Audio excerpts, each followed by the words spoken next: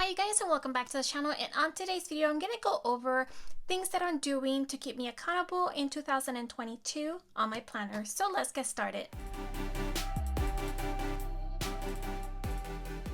Hi and welcome back to the channel. If you're new here, welcome, and I hope you decide to join my adventures by clicking on the red subscribe button down below. And if you click on the bell notification button, it will notify you the moment that I post a video up.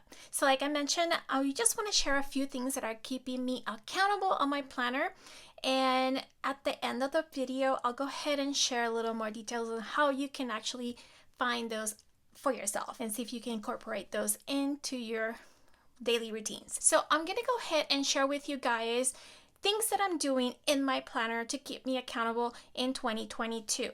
Now, when you open your planner, you may find an area in the planner where you can either box or write down goals, so you can either break them down. In my case, I was able to utilize this area on my planner. It's already indicated goals. It's a dream with a deadline.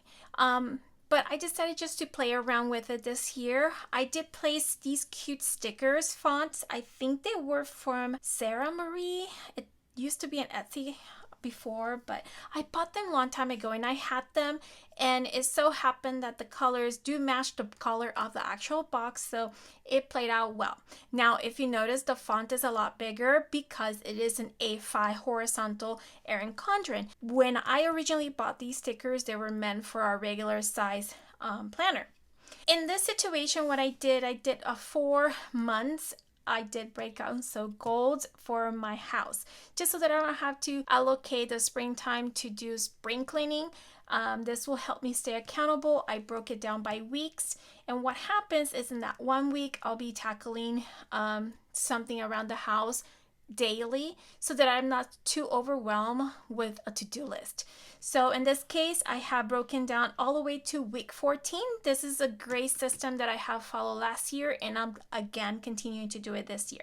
So if you've been a long time follower, you probably have seen something similar done in a different planner. I believe it was the Erin Condren Daily Duo, and you probably saw how I kind of broke down that during my daily routine. So this time we're playing a little different because it's an A5, it's a smaller planner, and it's a weekly, not a daily.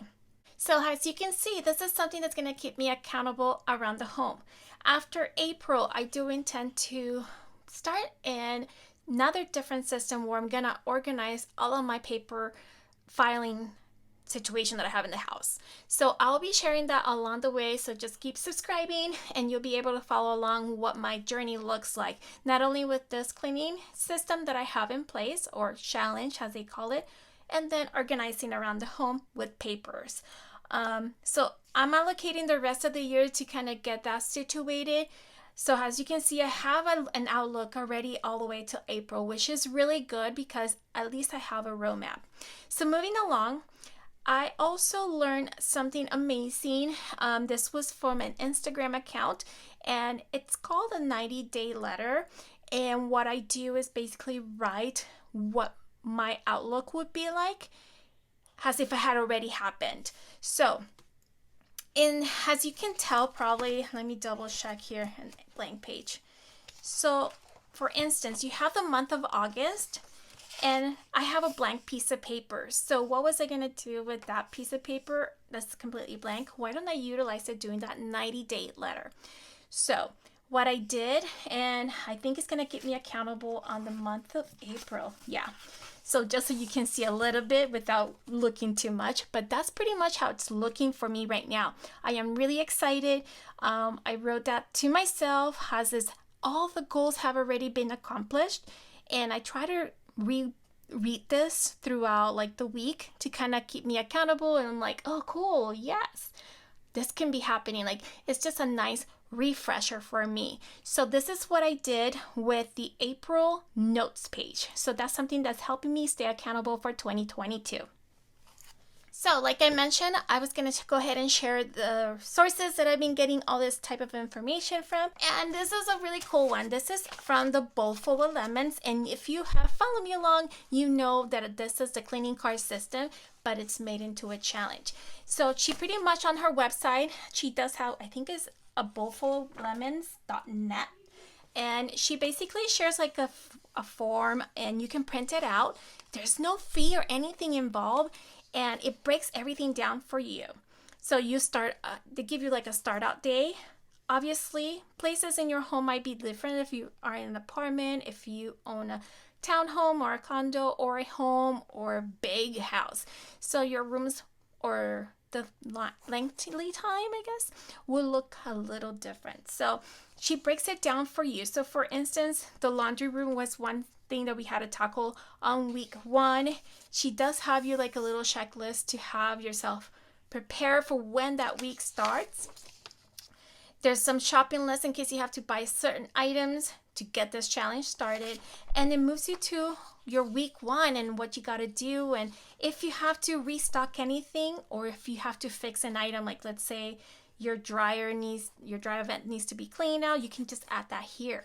So it's a really amazing system. It goes, like I mentioned, from the laundry to the garage. In my case, I don't have a garage, I have a carport, so it's a little different, but you can still modify it. This is a great system to kind of have, and just a nice guideline.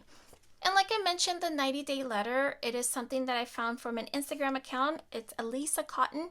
I'll try to post the link or whatever you call it, the little handle. And she has been such an amazing inspiration regarding the mental wellness. So, I mean, I'm not getting paid for anything. I'm just loving and sharing what I'm able to apply on my planner. And again, like I mentioned, I'm hoping on my April, I'm able to look back and say, yes, I did those things because I was mentally prepared. So if you want to follow along, not only she is a wellness, mental health coach kind of a thing, but she loves Disney and she kind of incorporates Disney stuff. So I love Disney, she loves Disney, so I had to give her a follow. So anyway, those are the things that are keeping me accountable in 2022. I cannot wait to continue. I'm loving this planner. It's pretty weird because normally when I have a new planner, I'm kind of like in the, I don't know, like the weird stage of trying to get acquainted with, but this planner has been a very good one. So I hope you can continue following along. Just make sure you subscribe. If you like this video and would like to continue seeing more, make sure you give a like. And until next time, you guys, bye!